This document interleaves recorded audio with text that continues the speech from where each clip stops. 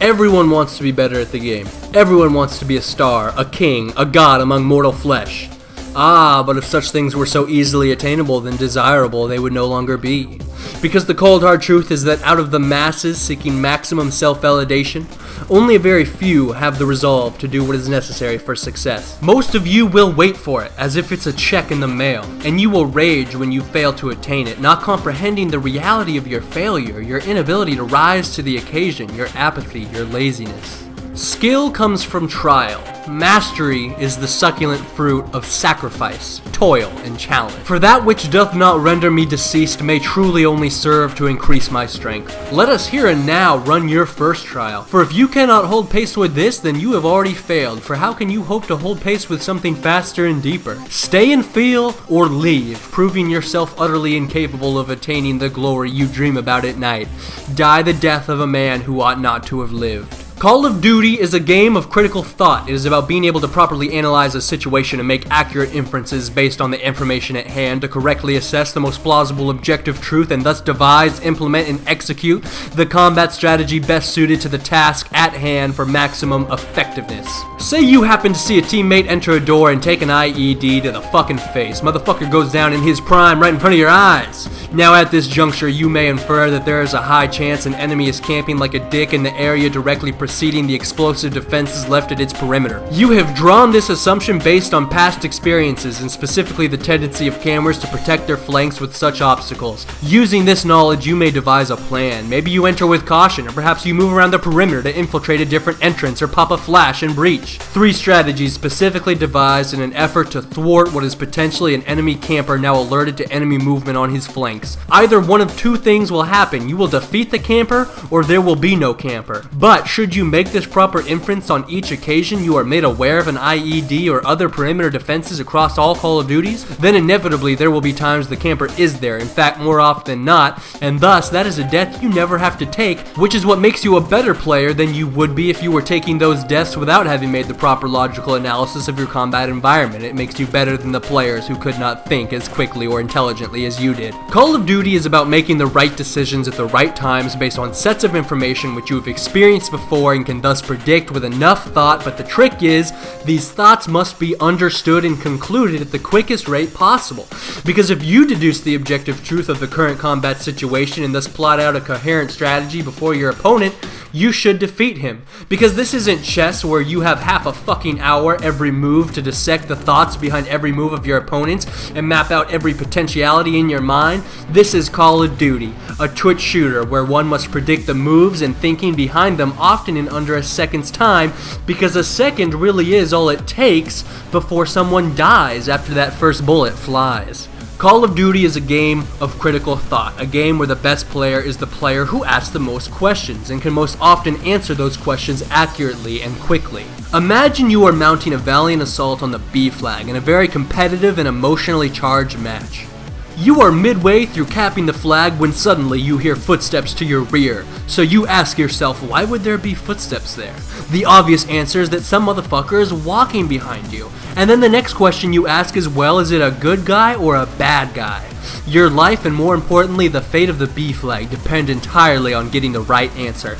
A weak player might assume that because the footsteps are coming from the rear and your rear is facing your spawn, those footsteps are most likely that of an ally making his way to the B flag from the friendly spawn.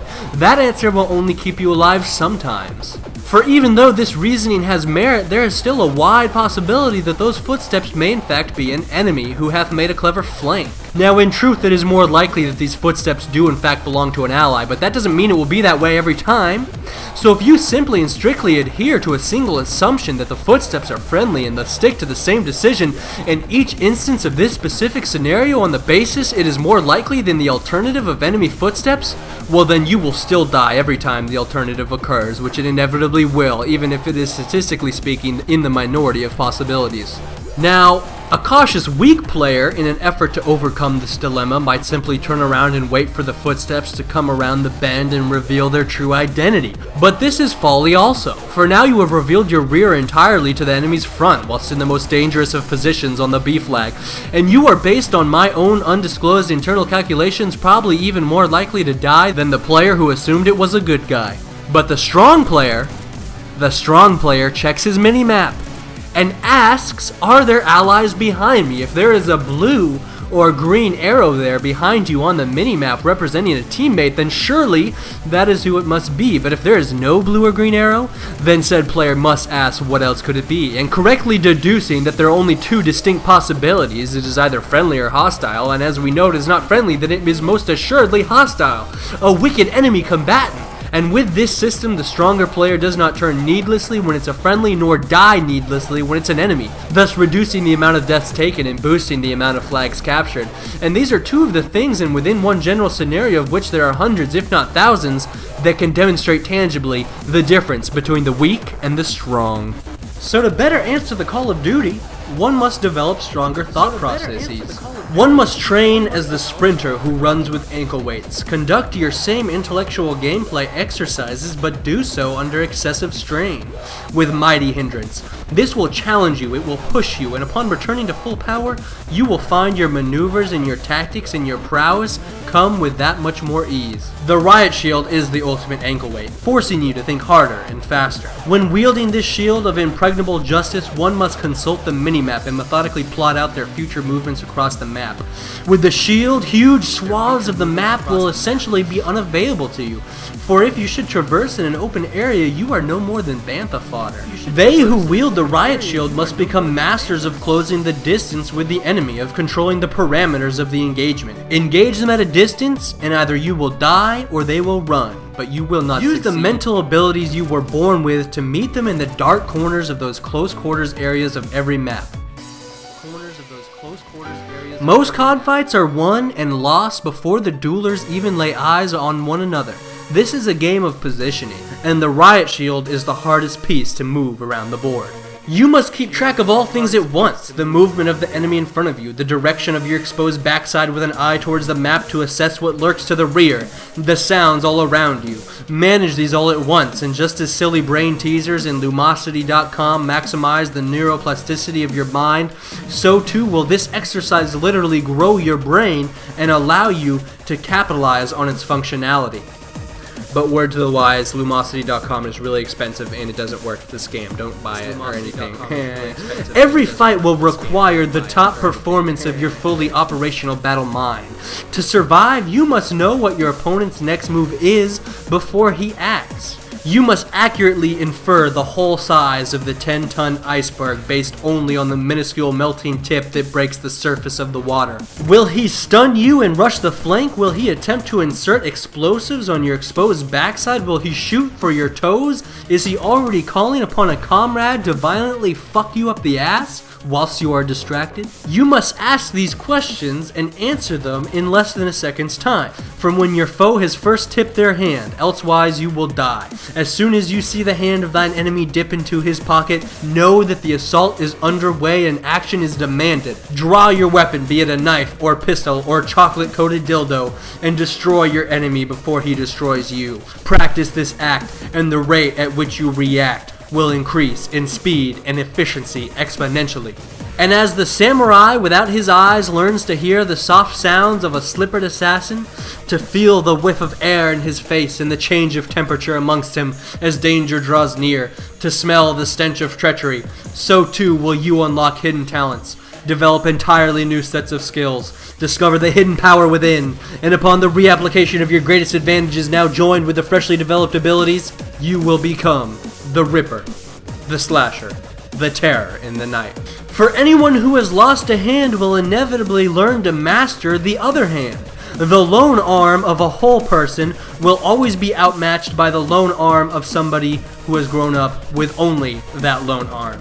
Your goal here is to master each arm on its own by itself. Every single limb, in fact, on its own, individually, so that when they come back together to work in unison, they are more powerful than ever before. Turn off aim assist. Learn the hard way just how much you depend on it. Learn to fight without it. And for the first time, truly practice aiming on your own. And when finally you do turn it back on, your power will be equivalent to that of a hacker, without the illegitimacy that accompanies such a fool. And aiming without aim assist on joysticks is truly more difficult than sword fighting with a blindfold. This lesson will be painful. You will die a lot. You will miss kills you shouldn't. You will lose fights that would have otherwise been guaranteed victories, but that is of course what you are here for. No pain, no gain. For pain is weakness, leaving the thumbs in mind. In tandem with the removal of aim assist, focus on semi-auto single-shot weapons, pistols, shotguns, marksman rifles. Remove the spray and pray from your arsenal. The act of having to readjust your aim with every single shot will super buff your aiming abilities. Tape a piece of paper or cardboard over your minimap on the TV. Master the art of deducing your surroundings with only small, incomplete samples of information, pieced together without the help of a broader view. And finally, you must learn to adapt. Advanced warfare will be different, in subtle ways as new CODs always are, but seemingly it may be in major ways as well. The most important skill of the 21st century is one's ability to learn new skills. Seek out what is new and give it extra attention. That's what the kill cam is for. See how your enemies use new tools against you, and then fight fire with fire. Pick up these freshly discovered techniques as quickly and often as possible so as not to be left behind, so as always to be one step ahead of the broader COD population. Become water. Water that by default seeks the point of the least resistance. Break the dam. Conquer Call of Duty. Conquer the art of thinking critically. Become a master of intelligence. Rule the world. And please remember to rate. This is Batman, signing out.